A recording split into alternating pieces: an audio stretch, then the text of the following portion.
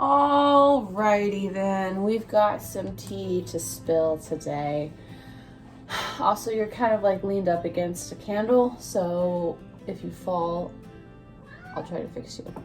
Anyway, so as you can tell from the title, this is about the new Disney Genie service that will be releasing this fall.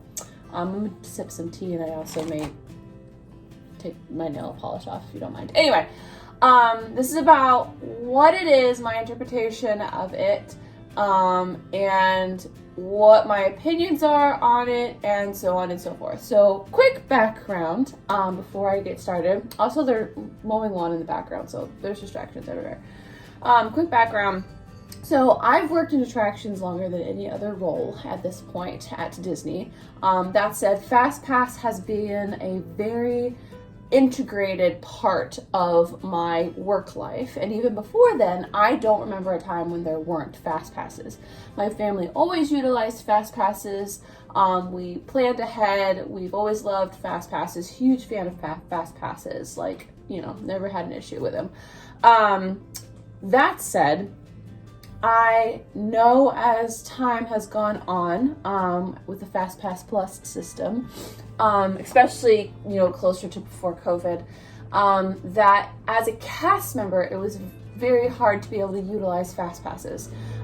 For example, if you stayed at a resort hotel, I believe you can book them 6 months in advance. If you were annual pass holders, I believe it was 3 months. Cast members was a week. Now, it wasn't always like that, but the time leading up to COVID was very difficult to be able to utilize fast passes because most of the fast passes were gone. Now, if you don't know what the fast pass system was before COVID, it was pretty much you can pick one popular attraction and then 2 other lesser popular attractions. Depending on the park, I believe Epcot wasn't that way, or maybe it was Magic Kingdom. I can't remember which one.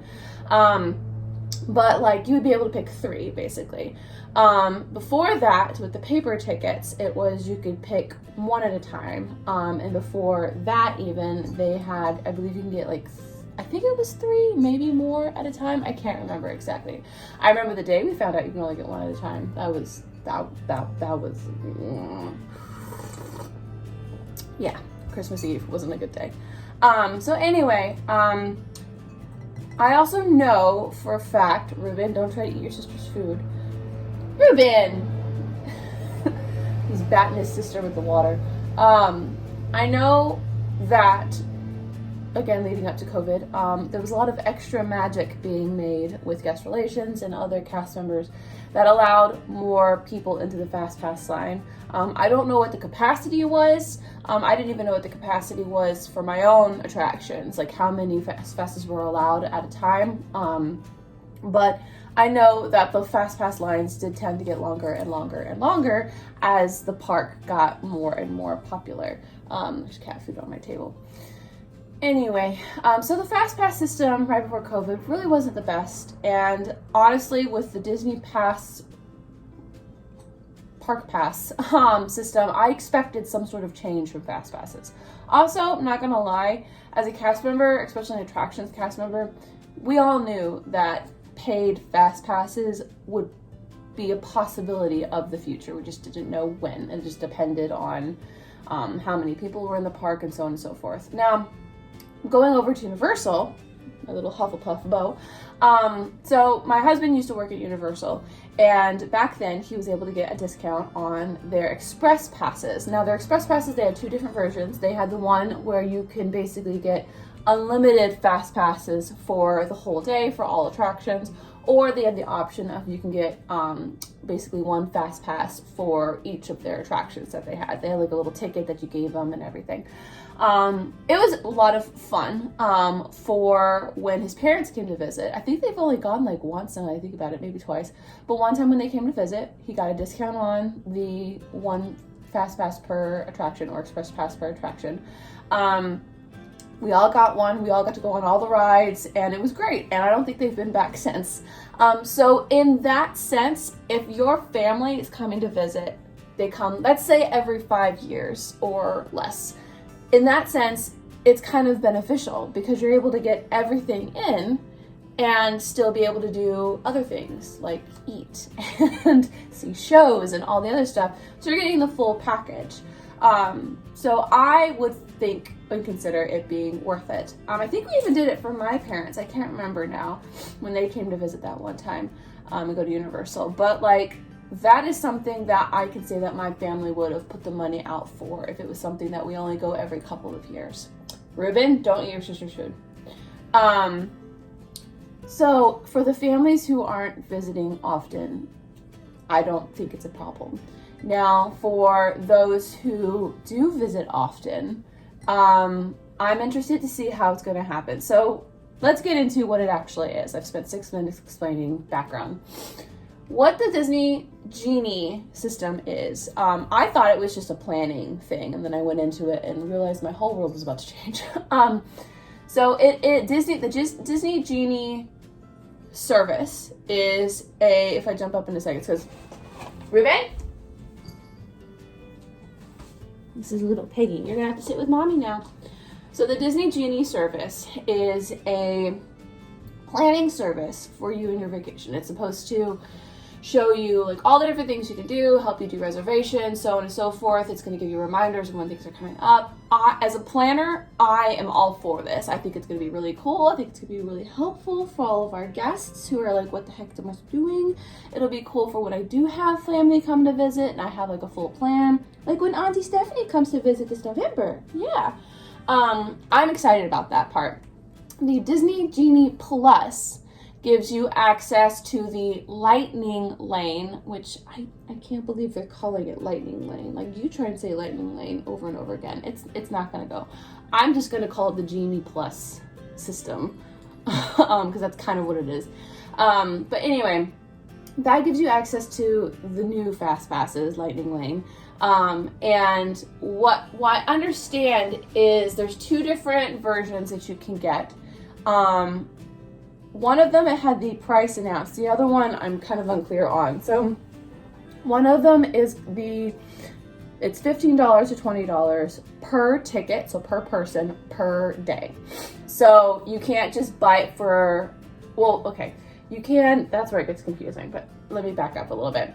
So you have a certain cost that you're gonna have to pay every single day that you're going to use the service. So for example, if Jared and I were to get Genie passes, Genie passes doesn't even work. This is why they use Genie. Genie passes is what we use for Make-A-Wish. It's going to completely, anyway. If we were to get the Lightning Lane tickets, passes, to go through the Lightning Lane, it would be $30 for both of us. And we would be able to pick, from what I understand, you get to pick 2, I think it's 2 popular attractions. So like Millennium Falcon, and I think Seven Dwarfs Mine Train were the ones that they used as an example. And then after that, I believe you get more. It's still very hazy. And then the second one wasn't very clear either. Now they're trying to get into the bathroom. Oh my word. So it's very confusing. I know they had there's a question, a Q&A thing that they have at the bottom of the page that I was reading. It had all these random questions.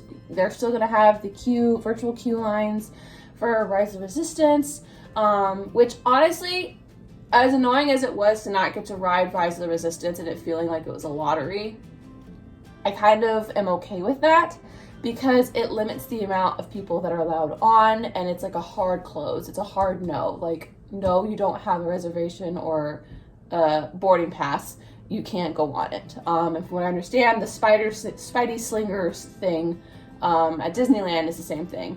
And that's something that Jared and I were talking about. We're like, when we eventually decide to go to Disneyland, that's going to be something very beneficial to us, so that way we can choose all the rides that we want to go on, and we don't have to worry about lines and such, which is something that we were scared of because we wanted to go before Adventure Campus came out, but it's fine.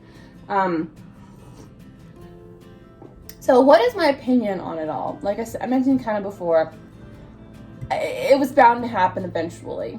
There were too many people utilizing this complimentary service, and the balance was unbalanced. Like, it was super hard as a attractions cast member to do merges, to be able to do your ratios of how many people you're letting in through Fast Pass versus how many through standby.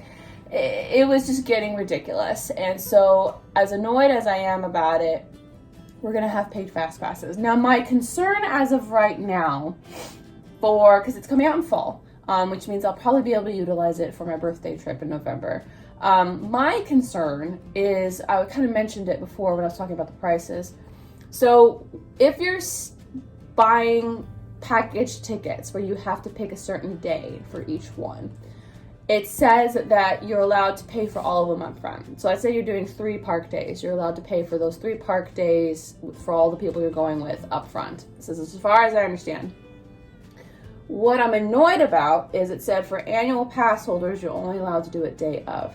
That's going to be annoying. But then again, only so many people are going to be utilizing the service, so maybe it won't be as bad as I'm thinking it is. But I'm assuming that for cast members it'll be the same thing, because that was something I was considering, because I was like, well, what about those who are not buying the day tickets? What about those who already have their tickets for the year, annual pass holders, cast members? How is that going to work? Now, I would assume with the Disney Park Pass reservation system, if they continue to keep that, which I think they should, I assume that that will help, because it's like, look, I'm already going to this day. Can't I buy my Genie Lightning Lane whatever thing now? So I don't know how that's going to work. I know that this is something that they haven't released yet, which means things are probably going to change, and they're going to finagle it and all that fun stuff. So I just wanted to get my opinion out on it. I don't think it's going to be the end of the world. Disney is constantly changing. They're constantly trying to address things for the guests. And think about it this way. The average person who doesn't want to spend all the extra money on the hotels, on the dining, only doing like quick food service, or they bring their own food, or the budgeter, the high budgeter, everything you can get complimentary guest, is probably not going to get these, because most of the time when we went to Universal, we didn't get those. Same thing with SeaWorld. SeaWorld had a similar thing. We didn't do that either. But to be honest with you, it made it, when we were going to use those tickets, it made it so we walked right on. There was absolutely no wait for anything that we did. And when we waited in standby, it wasn't that bad. It wasn't the end of the world. The queue was relatively okay. It wasn't that bad.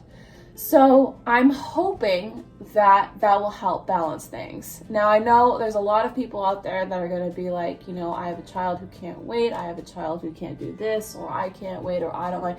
Believe me, I don't like waiting in lines that are longer than 30 minutes. And I won't wait in the line longer than 30 minutes, because I can get a fast pass for it, or I can always go on another day if I really want to do it. In that sense, and I told Jared, I was like, well, I guess most of our park days, or at least for my park days, are going to involve me going into the park, maybe seeing a cavalcade, enjoying the atmosphere, maybe having a meal, and doing like one ride. Now, for me, as a cast member, that's not the end of the world. I'm totally fine with that. If I wait in line for one ride, that's totally fine. If I was an annual pass holder, I might be a little more frustrated about it all, but to be honest, at this point, annual pass holders honestly haven't been getting, I don't think, the bang for their buck as of right now anyway. Disney's policies are changing. Disney is changing as a whole. I don't think we can bash Disney much for that, because COVID has changed a lot on how we operate everything. I'd also like to point out, in my role specifically, we do everything we possibly can to try and give complimentary things to our guests. Now, yes, most of the guests that I serve are hotel guests, but I also do serve day guests, people coming in from the parks, people stopping by to check out the resort.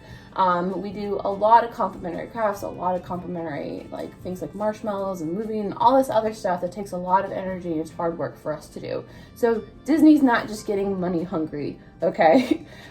We are also, as cast members, we're getting screwed over too. It's fine. It's fine. It's fine. We will all get over it. We will all recover from it. It's fine. It's just another change that has been going on every single month in my life. So welcome to my world. Anyway, I hope that wasn't ending on a negative note. Like I said, I am excited about it. I wish it was out now so I could start utilizing it now. But it'll be interesting and kind of sad to see the Fast Pass Plus disappear. I do still have a couple of Riyadh's paper Fast Passes that I grabbed from my Days and Attractions that I found in a scrapbook the other day. So It is what it is, guys. It's not the end of the world. It's just another change. Just focus on all the fun stuff that's coming in this fall. Anyway, thank you guys so much for watching. Stay safe. Wear a mask where needed. I'll see you guys in the next one. Bye-bye.